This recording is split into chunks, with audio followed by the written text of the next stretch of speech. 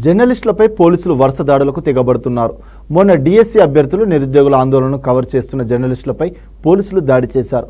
ఈ ఘటన మరవక ముందే నేడు మరో జర్నలిస్టుపై దాడి చేసి ఈడ్చుకెళ్లారు. కాంగ్రెస్ ప్రభుత్వం ఏర్పడిన నాటి నుంచి పోలీసులు జర్నలిస్టులపై రెచ్చిపోతున్నారు. నిన్నగాక మొన్న హైదరాబాద్లో బల్కంపేట ఎల్లమ్మ సాక్షిగా మహిళా జర్నలిస్టును ఓ పోలీస్ అధికారి అత్యంత అవమానకరమైన భాషలో తిట్టాడు.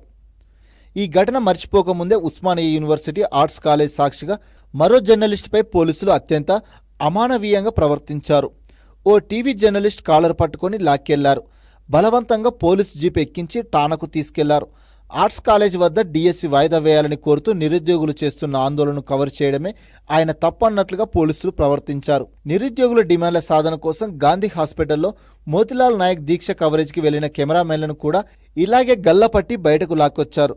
స్కూల్ ఎడ్యుకేషన్ ముట్టడిని కవర్ చేస్తున్న జర్నలిస్టులపై పోలీసులు దురుసుగా ప్రవర్తించారు.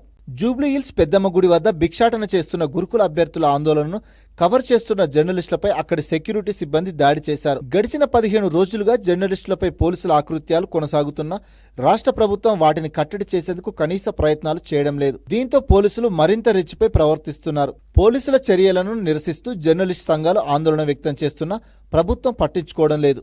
వరుసగా ఇన్ని ఘటనలు జరుగుతున్న తెలంగాణ మీడియా అకాడమీ సైతం వీటిని ఖండిస్తూ కనీసం ఓ ప్రకటన విడుదల చేయకపోవడం గమనార్హం.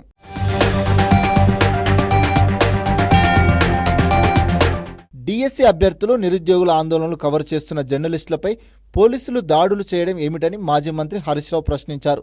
జర్నలిస్టులపై పోలీసుల దాడులను ఖండిస్తున్నారని ఎక్స్లో ఆయన పోస్ట్ చేశారు. జర్నలిస్టులపై అనుసరిస్తున్న నిరంకుశ వైఖరి మార్చుకోవాలని ప్రభుత్వాన్ని హెచ్చరించారు. పోలీసులు అదుపులోకి తీసుకున్న జర్నలిస్టులను తక్షణమే విడుదల చేయాలని డిమాండ్ చేశారు.